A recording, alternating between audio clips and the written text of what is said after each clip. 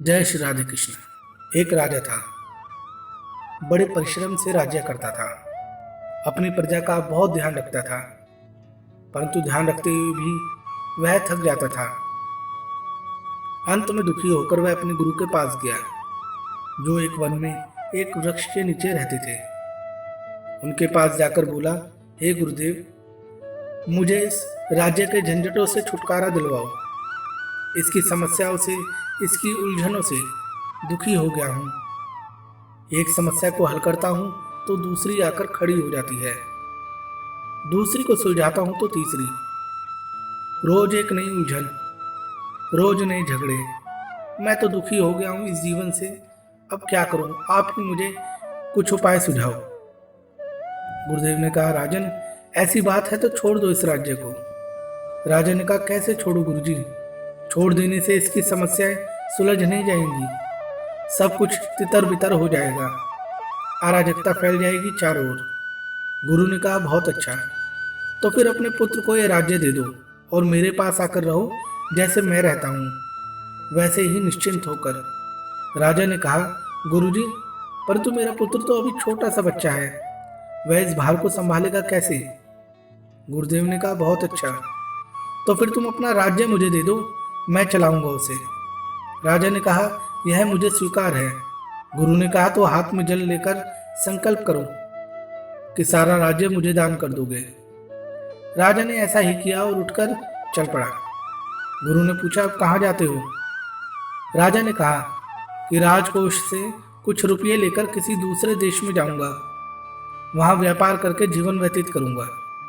गुरु ने हंसते हुए कहा, राज्य मुझे दे दिया तो कोष भी मेरा ही हो गया ना, अब उस पर तुम्हारा अधिकार कैसे? तो राजा ने सिर झुकाकर कहा, वास्तव में कोई अधिकार नहीं, अब मैं राज्य में वापस नहीं जाऊंगा। गुरु ने पूछा, फिर करोगे क्या? राजा बोला, कहीं जाकर नौकरी करूंगा गुरुजी। तो गुरु बोले, यदि नौकरी करनी ही है तो मेरी ही कर लो, इतना बड़ा राज्य है मेरे पास, उसे चलाने के लिए किसी न किसी को तो रखना ही पड़ेगा।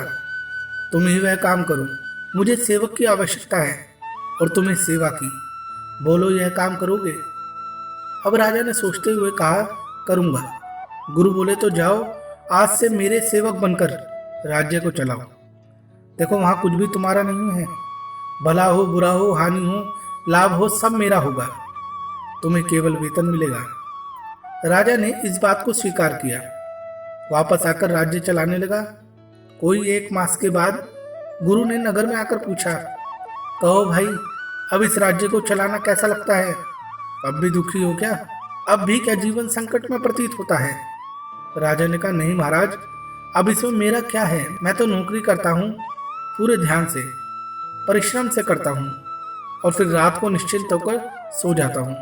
तो सुनो भाई, यह है वह साधन जिसको अपनाने के पश्चात मनुष्य कर्म करता हुआ भी उसमें लिप्त नहीं होता। अपने आप को स्वामी ना समझो, हमें तो परमात्मा की सेवा करनी है। अपने आप को सेवक समझो। ममता ही बंधन है, ममता ही दुख है, ममता गई कि बंधन कटा, दुख मिटा।